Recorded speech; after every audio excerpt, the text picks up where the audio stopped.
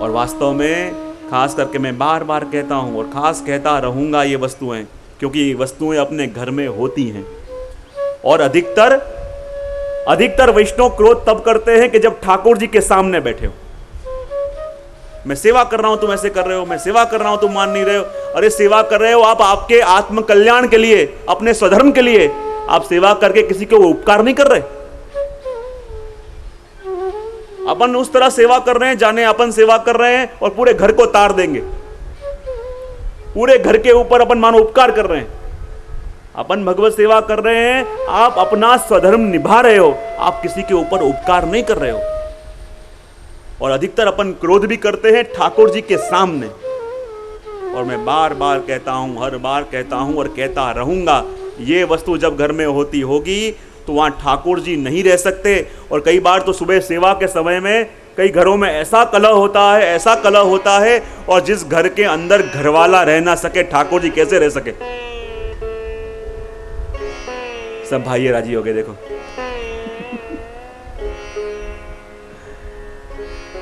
ऐसा कलह होता है, ऐसा कलह होता है कि बेचारा घरवाला डर के भाग जाए जल्दी, और वो ना रह सके तो फिर ठाकुर जी कैसे रह सके।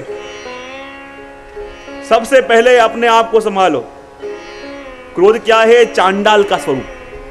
और कहते हैं भगवत सेवा करने बैठे हो और जिस समय क्रोध आपको आवे, समझ लो उसी समय आपकी अपरस छू गई।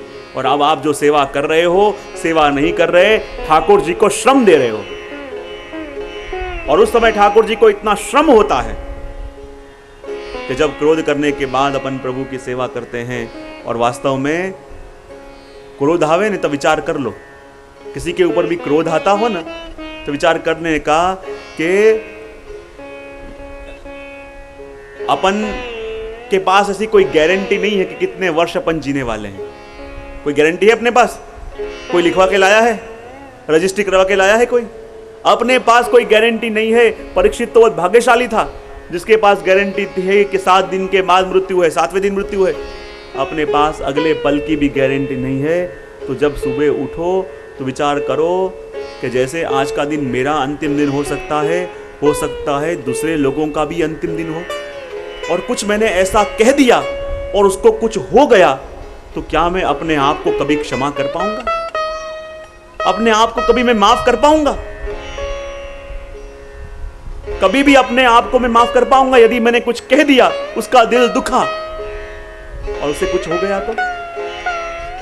जब जीवन में क्रोध आवे तो ये विचार करो कि जैसे जीवन का अंतिम दिन मेरा हो सकता है, मेरे पास कोई जीवन की गारंटी नहीं, ऐसे ही जिसके ऊपर मैं क्रोध कर रहा हूं उसके भी जीवन की कोई गारंटी नहीं। वो भी लिखवा के नहीं लाया। हो सकता है ऐसा कुछ मैंने कह दिया, उसका दिल दुख गया और उसे यदि कुछ हो गया तो क्या जिंदगी भर मैं अपने आप को क्षमा कर पाऊंगा? जिंदगी भर मुझे माफी मांगने का मौका मिलेगा? और देखो, सबसे पहली बात ये कही, जिस घर के अंदर निंदा सुनी जाती हो, निंदा करी जाती हो, ठाकुर जी नहीं रहते। जिस घर के अंदर क्रोध होता है रोज, वहां भी ठाकुर जी नहीं रहते। विषयाक्रांत देहानाम नावेश सर्वथा हरे। जिस घर में क्रोध होता हो, ठाकुर जी नहीं रहते। और इन वस्तुओं का जो अपन ध्यान रखेंगे। और देखो क्रोध अपन को क्यों आता है? क्योंकि जिस ठाकुर जी के आगे अपन बैठे हैं उन ठाकुर जी को अपन प्रकट नहीं मान रहे। यदि साक्षात ठाकुर जी बैठे हैं, मानते हो, तो आपको क्रोध आवे?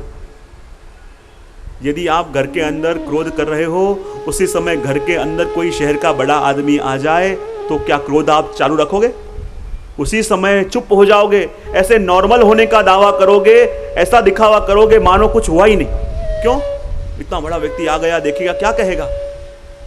यदि कोई घर का बड़ा व्यक्ति आ जाए तो भी अपन उसके सामने क्रोध नहीं करते, और ये त्रिलोक के नाथ अपने सामने बैठे हों और फिर भी अपन क्रोध करते हैं। इसका मतलब क्या? कि घर में ठाकुर जी की सेवा अपन कर रहे हैं, पर जिनकी सेवा कर रहे हैं उनको प्रकट मान ही नहीं रहे।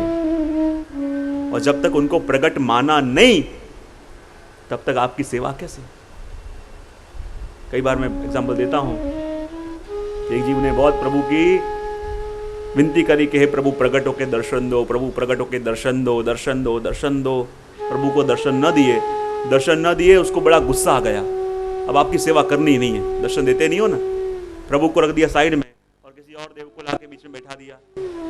रोज थाली लेके आवे तो ठाकुर जी को चिढ़ावे और जाके भोग वहां धरे, नए नए वस्त्र लेके आवे ठाकुर जी को चिढ़ावे और जाके वहां धरावे।